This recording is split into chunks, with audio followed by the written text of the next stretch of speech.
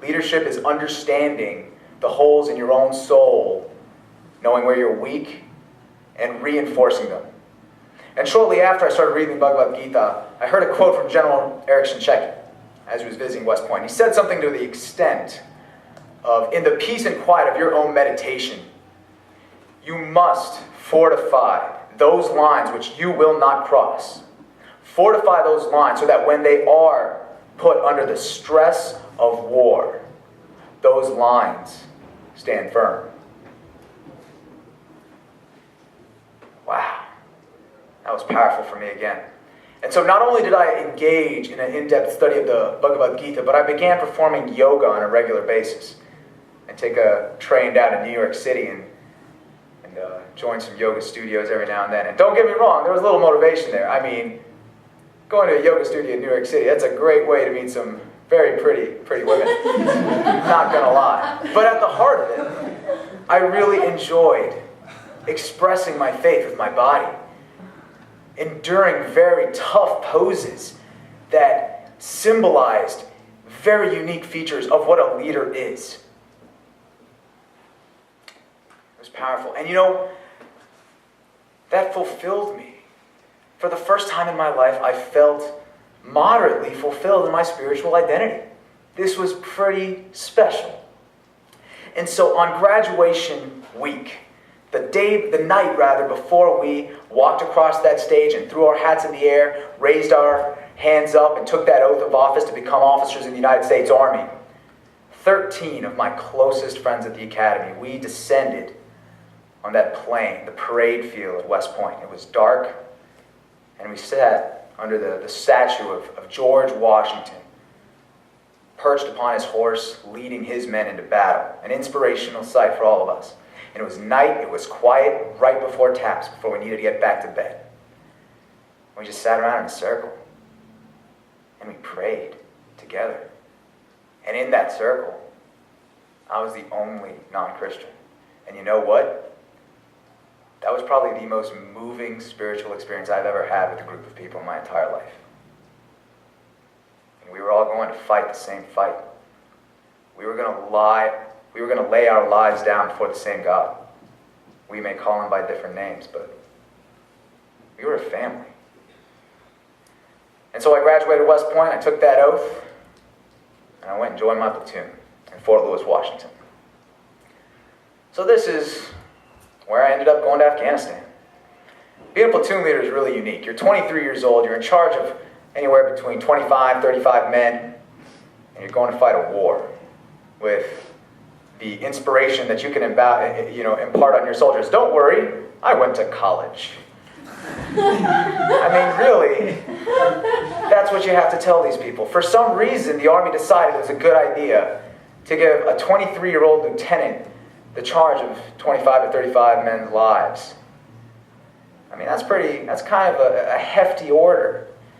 But the reasoning behind it is that you have to have that moral high ground. The platoon leader is not necessarily the tactical or technical expert on the ground in a tactical situation. What the platoon leader is the moral compass. He's the rudder which steers the ship. And I remember very distinctly a very late night sometime in early October. It was dark, it was freezing cold, and we had already taken casualties. I mean, lives had already been lost. Women had already been widowed, and children had already decided that they would never get to see their fathers again.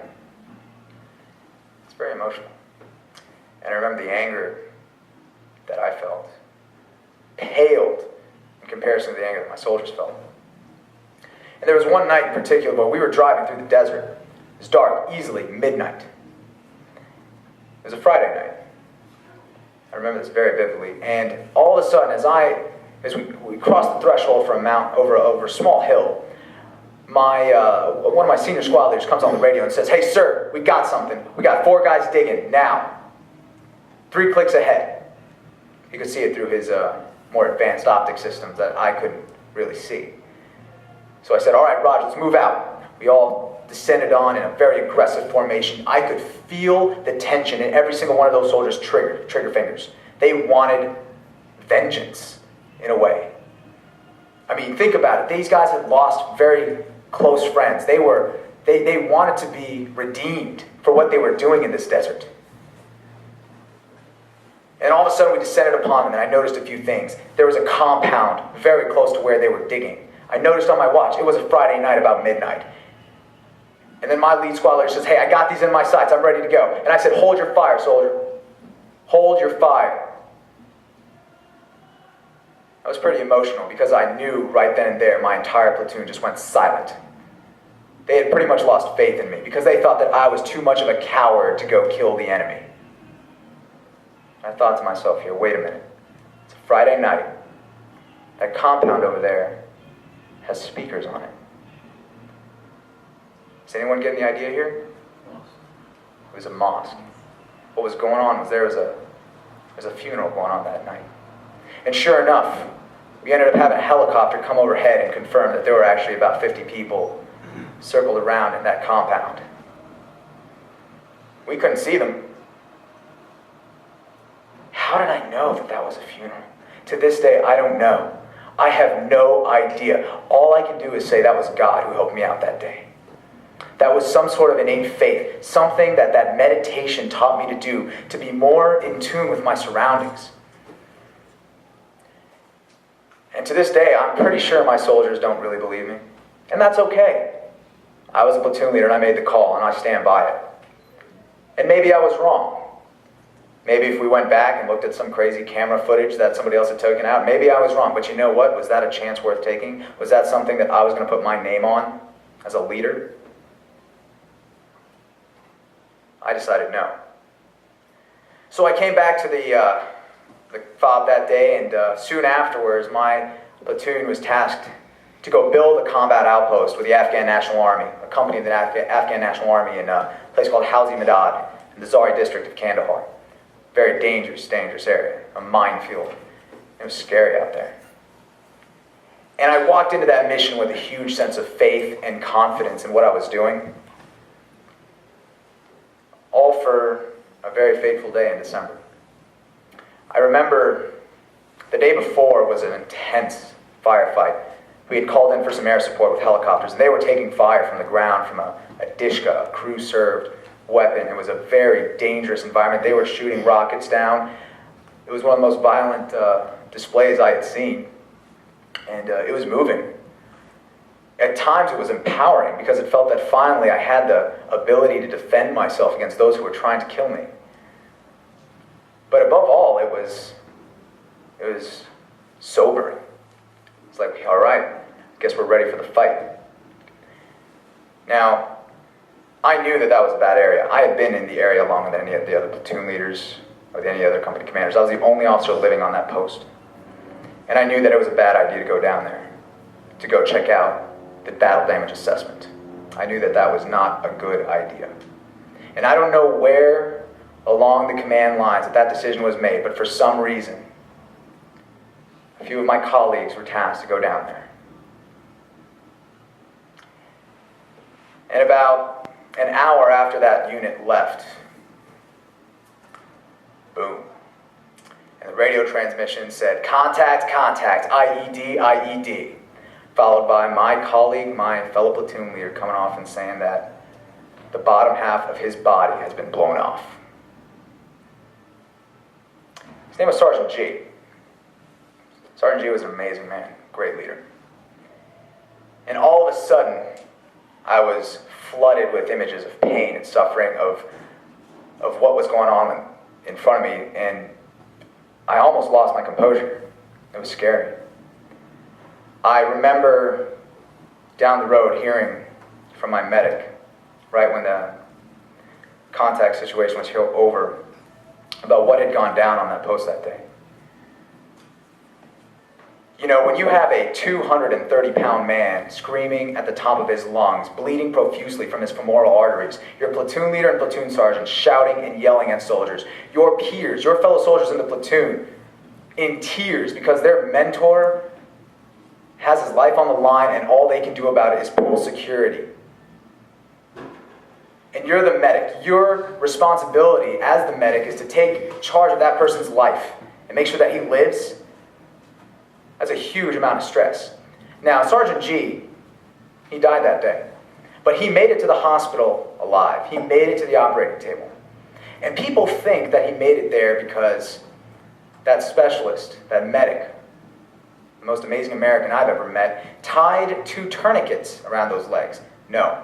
Your femoral artery is a very powerful artery. You can't just tie tourniquets around that thing and expect it to last for hours.